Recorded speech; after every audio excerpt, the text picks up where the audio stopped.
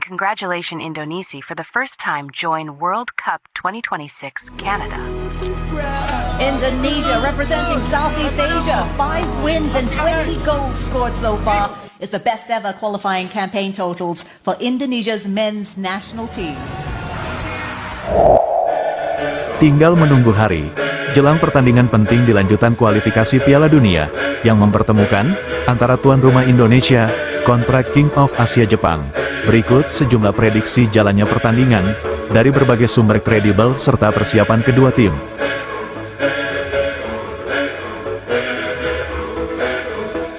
Sama-sama optimis akan meraih poin penuh.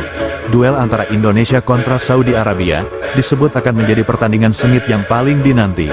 Setelah melawan Jepang, selang 4 hari kemudian, skuad Garuda kembali akan menjamu salah satu raksasa Asia Arab Saudi. Berikut prediksi strategi permainan, formasi, serta persiapan kedua tim jelang berduel di Gelora Bung Karno.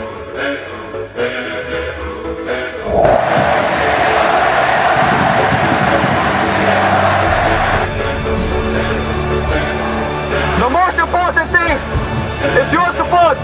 We play for you. We try to make you proud.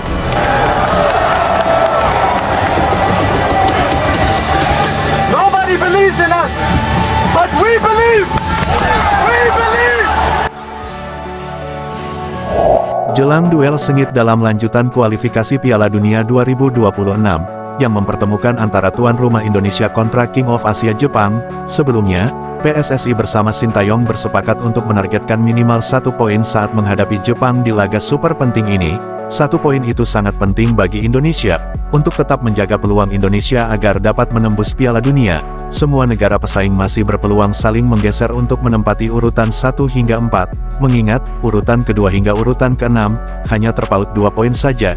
Itu menunjukkan bahwa, Grup C merupakan grup paling berat dari grup lainnya. Grup C dihuni kumpulan raksasa Asia, yang mana setiap tim bisa menjadi ancaman satu sama lain, bahkan setiap tim berpotensi mampu saling mengalahkan satu sama lain.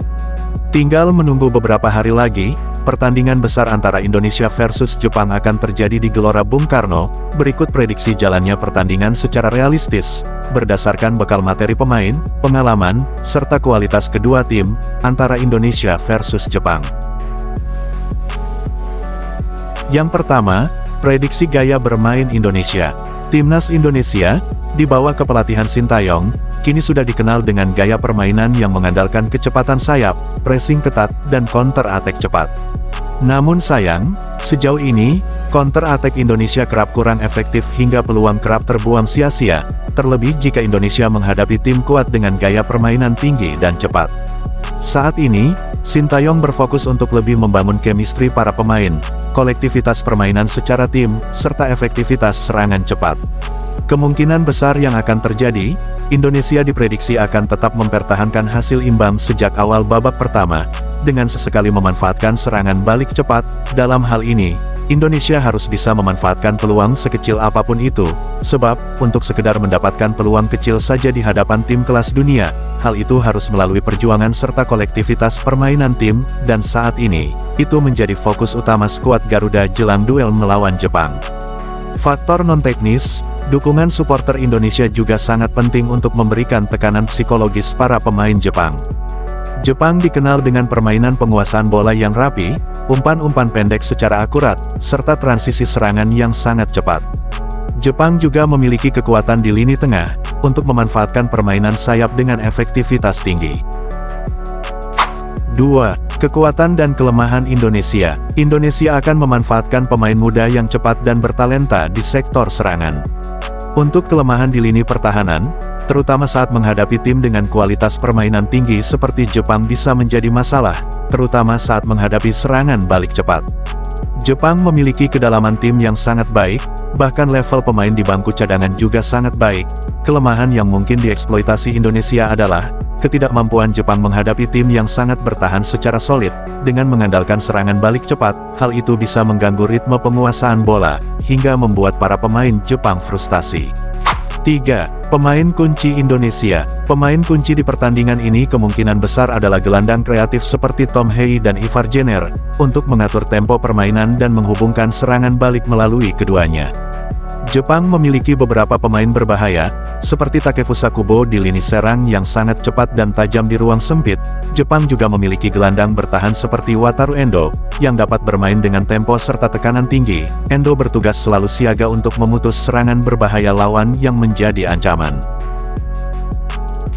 Untuk prediksi hasil akhir atau skor, dalam hal ini, apapun bisa terjadi di atas lapangan, mulai dari faktor teknis hingga faktor non-teknis, mulai dari set piece peluang bola mati, hingga kerugian tim sebab terkena kartu, dan masih banyak lagi faktor lain. Secara garis besar, kedua tim akan bermain secara ketat dengan pressure tinggi.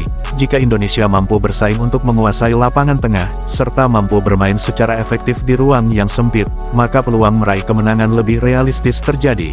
Namun masih banyak faktor lainnya yang bisa saja terjadi. Modal penting yang bisa jadi pondasi kuat jelang berduel adalah, tim manapun yang mampu bermain dengan fokus tinggi hingga pertandingan berakhir, maka tim itulah yang berpeluang besar meraih kemenangan.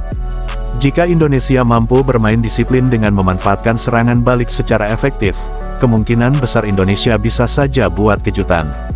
5. Kunci kemenangan Indonesia, mengatur lini pertahanan dengan sangat rapat, memaksimalkan serangan balik cepat dengan umpan-umpan terobosan, menekan lini tengah Jepang untuk menghentikan alur serangan mereka sejak dini. Secara keseluruhan, pertandingan ini menjadi duel menarik antara strategi bertahan dengan mengandalkan serangan balik cepat Indonesia, melawan strategi penguasaan bola Jepang. Lalu, tim manakah yang memiliki peluang besar untuk meraih kemenangan, ataukah pertandingan ketat itu akan berakhir imbang? Setelah melawan Jepang, selang 4 hari kemudian, skuad Garuda akan langsung kembali menghadapi salah satu raksasa Asia lainnya, yakni Saudi Arabia. Laga super penting tersebut juga sangat menentukan peluang serta langkah setiap tim grup C di kualifikasi Piala Dunia 2026. Untuk laga Indonesia versus Arab Saudi, yang juga akan digelar di Stadion Gelora Bung Karno, ada banyak faktor kunci yang bisa menjadi penentu hasil pertandingan antar kedua tim. Berikut beberapa prediksi dan analisis dari berbagai sumber yang kemungkinan akan terjadi di laga super penting tersebut, antara tuan rumah Indonesia kontra Arab Saudi. Yang pertama, untuk prediksi starter line-up, taktik serta formasi timnas Indonesia. Sintayong kemungkinan besar akan mengandalkan pola permainan agresif dengan pressing ketat dan tinggi, dengan menggunakan formasi menyerang andalannya, yakni formasi 3-4-3, dengan memanfaatkan efektivitas permainan bola-bola pendek, dari motor serang Tom Hei, yang akan diteruskan melalui kecepatan sayap kiri dan kanan skuad Garuda. Untuk Arab Saudi dikenal dengan gaya bermain yang rapi dan terorganisir, dan cenderung bermain dengan penguasaan bola. Mereka mungkin akan menggunakan formasi 4-3-3 atau 4-2-3-1, bergantung pada kondisi di atas lapangan dan strategi lawan, dengan fokus pada kontrol di lapangan tengah. 2. Kekuatan pertahanan Indonesia. Pertahanan Indonesia perlu memperhatikan koordinasi lini belakang, terutama untuk mengantisipasi serangan dari umpan-umpan silang dan pergerakan cepat pemain sayap Arab Saudi. Pemain belakang seperti JIZS, Mes Hilgers akan menjadi sosok penting dalam duel udara dan mengorganisasi lini pertahanan. Untuk Arab Saudi, dengan pengalaman dan stabilitas yang dimiliki oleh para pemain seperti Al-Bulaihi, pertahanan Arab Saudi cukup solid dalam menghadapi serangan langsung yang berbahaya. Arab Saudi juga memiliki pengalaman baik dari servis bola mati. 3. Kondisi mental dan dukungan penonton. Bermain di Gelora Bung Karno akan memberikan dukungan penuh kepada Indonesia, yang dapat meningkatkan performa. Namun, Arab Saudi juga terbiasa bermain di lingkungan yang ramai dan penuh tekanan, sehingga mereka bisa mengelola faktor eksternal ini dengan pengalaman tersebut. 4. Kemungkinan hasil positif Indonesia. Jika Indonesia mampu menjaga konsistensi pressing tinggi dan memanfaatkan peluang dari serangan balik, Indonesia berpotensi mengamankan kemenangan dengan skor tipis. Untuk kemungkinan kemenangan Arab Saudi memiliki pengalaman dan kedalaman skuad yang baik, terutama dalam mengatur permainan di lini tengah. Jika mereka bisa mengontrol tempo dan mengurangi tekanan dari Indonesia, mereka juga berpeluang meraih hasil positif. Untuk prediksi skor yang realistis, kemungkinan akan berakhir dengan skor 1-1 atau bahkan 2-1 untuk salah satu tim. Dalam hal ini, ternyata tuan rumah Indonesia lebih diunggulkan dari tim tamunya Arab Saudi. Hal ini sebab, faktor transisi yang harus dilakukan secara cepat untuk sesegera mungkin membangun skuad Arab Saudi, yang kini skuad Arab Saudi sendiri sedang dalam transformasi perubahan format line-up dan strategi bermain.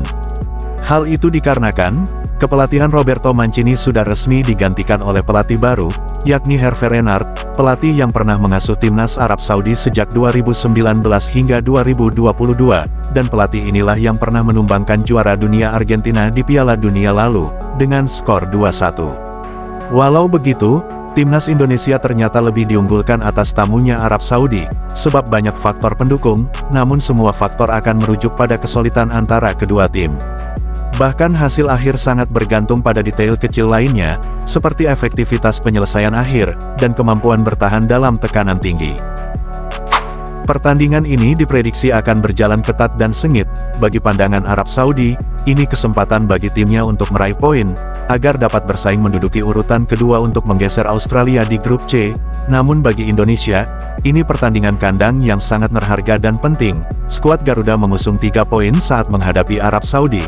Dengan hasil kemenangan tersebut, besar kemungkinan, Indonesia bisa langsung merangsak naik ke urutan 4 bahkan urutan 3 grup C.